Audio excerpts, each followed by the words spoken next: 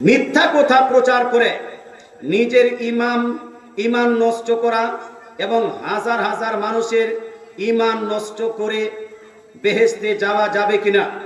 মুসলমান, বেহেশতে যাওয়া না যাওয়াটা নির্ভর করছে আপনার ঈমানের উপর। কার উপর? জি, ঈমানের উপর। রাসূলুল্লাহ সাল্লাল্লাহু তাআলা আলাইহি ওয়াসাল্লাম সহিহ সিত্তার মধ্যে, বুখারী, মুসলিম, তিরমিজি, নাসাঈ, আবু দাউদ, ইবনে মাজাহ, প্রায় প্রত্যেকটা হাদিসের কিতাবে লিপিবদ্ধ আছে, মান মাতা ইউশরিক বিল্লাহি শাইয়্যা দাখালান নার। দয়ার নবী মানবী বলছেন, যদি কোনো ব্যক্তি শিরিক করার পরে কেউ যদি ইন্তেকাল করে, শিরিক করেছে তওবা করেনি, এই অবস্থায় কেউ যদি ইন্তেকাল করে, এই ব্যক্তি জাহান্নামে চলে যাবে। আর যদি মান মাতা লা ইউশরিক বিল্লাহি শাইয়্যা দাখালাল জান্নাহ, কোন ব্যক্তি যদি ইন্তেকাল করে আর ইন্তেকালের আগে যদি সে শিরিক বা কুফরি না করে ইন্তেকাল করে, তাহলে এই একদিন না একদিন জান্নাত অবশ্যই যাবে। হে মুসলমান, তাহলে মিথ্যা কথা বলা এটা হলো হারাম। এই হারামকারী থেকে নিজেকে পরহেজ করতে হবে, নিজেকে বিরত রাখতে হবে। কেউ যদি মিথ্যা কথা বলে, কিয়ামতের দিন মিথ্যার জন্য শাস্তি পাবে। তবে তারপরেও যদি তার ঈমান থাকে, ঈমান যদি বেঁচে থাকে, তাহলে ঈমানের কারণে শেষে ও জান্নাতে যাবে না? যাবে না? জান্নাতে যাবে।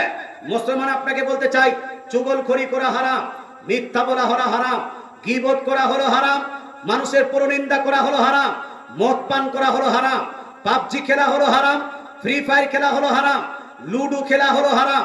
তদরূপ মুসলমান, এই আপনার ক্যারাম বোর্ড খেলা, এটা হলো একজন মুসলমানের জন্য হারাম।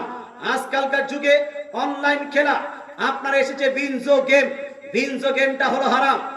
প্রোবো খেলা হলো হারাম মুসলমানের জন্য। পোকারবাজি খেলা, এটা হলো হারাম।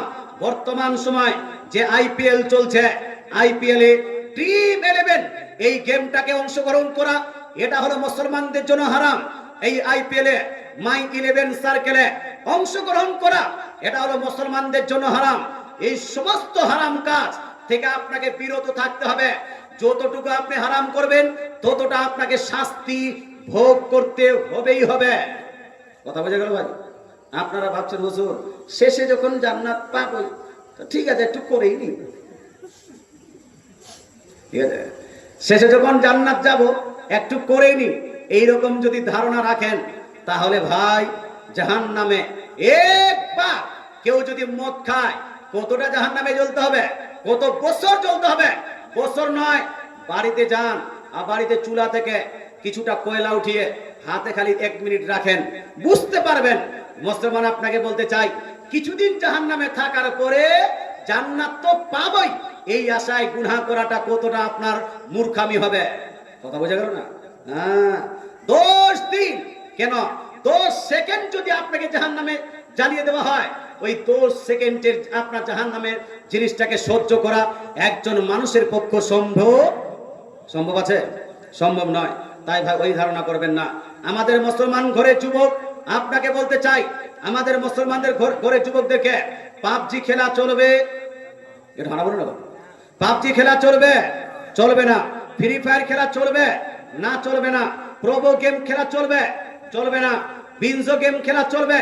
চলবে না। ড্রিম 11 চলবে? চলবে না। মাই 11 সার্কেল চলবে? চলবে না। এইচটিএমএল চলবে? চলবে না।